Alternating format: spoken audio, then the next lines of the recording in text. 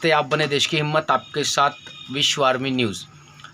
हमारे साथ में हैं राष्ट्रवादी कांग्रेस पार्टी के हिंदी भाषी सेल के शहर अध्यक्ष नागपुर के श्री संजय तिवारी जी। और संजय तिवारी जी से अभी हम मुलाकात करते हैं।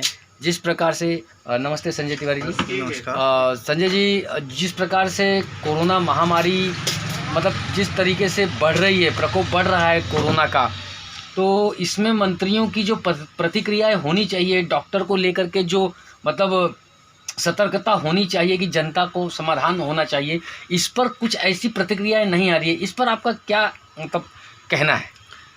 नमस्ते। आज 5338 पॉजिटिव केस नागपुर ज़िले में आए और 66 लोगों की मृत्यु हुई। अभी हाल ही में मैं देख रहा हूँ कि हॉस्पिटल में सबसे पहले सीटी स्कैन का स्कोर पूछा जा रहा है।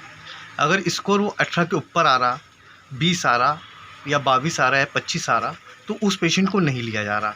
क्यों नहीं लिया जा रहा? उसका मुख्य कारण ये है कि वहाँ पर बिल डॉक्टर्स लोग बड़ा बना रहे हैं, जिससे पेशेंट के जो रिलेटिव है वह उतना पे नहीं कर पा रहे हैं। तो इससे अच्छा वो हॉस्पिटल वाले ले नहीं रही है। अब इसमें सर्वप्रथम प्रॉब्लम ये आ रहा है, आज मैं आप सब लोगों को बताना चाहूँगा कि रेमडेसिविर इंजेक्शन जो है वह 1150 और 1250 रुपये में आ रहा है। जो गवर्नमेंट गाइडलाइन के हिसाब से उसको 1800-2000 रुपये में देना है, परंतु उसकी ब्लैक मार्केटिंग हो रही है। आज उसमें MRP 4500 रुपये है, जो हॉस्पिटल वाले उसको 4500 में दे रहे हैं, कहीं कहीं ब्लैक भी जा रहा है। अब वो पहले मेडिकल स्टोर्स में मिल रहा था, आजकल वो मेडिकल स्टोर्स के लिए भी आज दैनिक भास्कर पेपर में आया कि बंद हो जाए। तो दैनिक भास्कर में पेपर में आने के बाद वो हॉस्पिटलाइज हो गया है। अब हॉस्पिटल वाले और लूट मचाएंगे इसके कारण। आज ठीक है, हॉस्पिटल में आप पेशेंट भी नहीं ले रहे, आप स्कोर पूछ के वापस कर ले रहे, और हॉस्पिटल में आप ऐसे पेशेंट नहीं ले रहे, और कई लोगों की क्षमता भी नहीं है हॉस्पिटल में जाके वो इंजेक्शन लगवाए।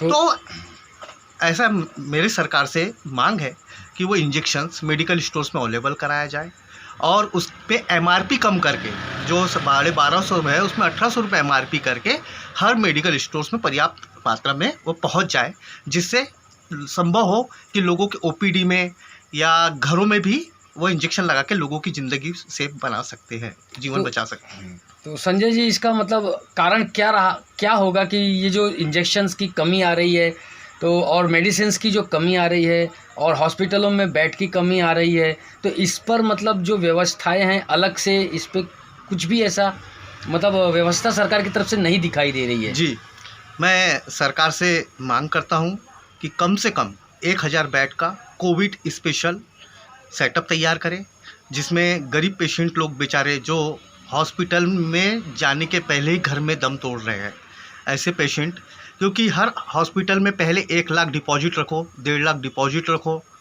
और कई हॉस्पिटल में तो वेंटिलेटर की सुविधा ही नहीं है। तो क्या करें बताइए, और वेंटिलेटर तक के पेशेंट जा रहा है। तो इन सिचुएशनों को हैंडल करने के लिए सरकार ने कम से कम 1000 बेड का एक फैसिलिटी तुरंत नागपुर में जल्द से जल्द तैयार करना चाहिए। तो इसमें कहाँ तक सरकार आपकी बात को मतलब प्राथमिकता देना संभव समझती है? देखिए, यह तो एक आम जनता की एक वो है। अब सरकार ने ग्राउंड लेवल पे नीचे आकर देखना चाहिए कि क्या हो रहा है। आज हर जगह पे भ्रष्टाचार हो रहा है, इंजेक्शन ब्लैक में बेचे जा रहे हैं, प्लाज्मा ब्लैक में बेचा जा रहा है। जो 10,000 रुपये में प्लाज्मा मिलना चाहिए पेशेंट को, 5,000 में गवर्नमेंट के गाइडलाइन के हिसाब से 5,200 में मिलना चाहिए, वो 10,400 में मिल रहा है। ब्लड भी इसी तरह ब्लैक में मिल रहा है। आज इंजेक्शन, ब्लड, प्लाज्मा, इन चीज़ों में पेशेंट की हालत, पेशेंट की फैमिली, क्योंकि एक घर में एक पेशेंट के साथ साथ 4 लोग एडमिट है, 4 पेशेंट पॉजिटिव नहीं कर रहे हैं, तो वो बेचारा वो गरीब कहाँ से लाएगा, वो मध्यम श्रेणी कहाँ से लाएगा। और घर पे भी अगर आप उनको कर रहे हो तो घर में इंजेक्शन सरकार की जिम्मेदारी है कि वो इंजेक्शन घर में अवेलेबल करवाए और घर में जाके डॉक्टर ट्रीटमेंट करे। तो कहने का मतलब सीधी सी बात है कि क्या इसमें सरकार की आपको दोहरी राजनीति दिखाई दे रही है? देखिए, सरकार की राजनीति से ज़्यादा मैं आम पब्लिक को बोलूँगा कि जो रास्ते में बिना मास्क और बिना सैनिटाइजर, बिना इसके सोशल डिस्टेंस मेंटेन ना करते हुए घूम रहे हैं, समझना चाहिए कोरोना कोई हवा, कोई मजाक नहीं है। कोरोना एक बीमारी है, महामारी है, जो जो ये अभी वाला फेस में आया हुआ है, बहुत तेज़ी से फैल रहा है। इसे मैं जनता से अपील करूँगा कि घर में रहे, बाहर घूमे भी, काम भी करे, परंतु सोशल डिस्टेंसिंग और मास्क लगा के उसका पालन करें। और जो इस समय लॉकडाउन का जो राज्य सरकार ने जो डिसीज़न लिया है, इस पर आपकी सहमति कितनी है? देखिए, अब बेचारे जो व्यापारी वर्ग है, जिनकी आय, उनके इधर एक एक दुकान पे 30-30 लड़के वर्क काम करते हैं।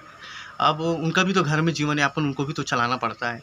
तो हर चीज़ का एक गाइडलाइन ऐसी बनाई जाए जिसमें सोशल डिस्टेंस और सैनिटाइजिंग करके थोड़ा सा एक फैसिलिटी, और जिस तरह से पहले चालू किए थे कि ऑड इवन एक साइड की दुकान पहले एक दिन और एक साइड की दूसरे दिन, इस टाइप से चालू कर दिया जाए।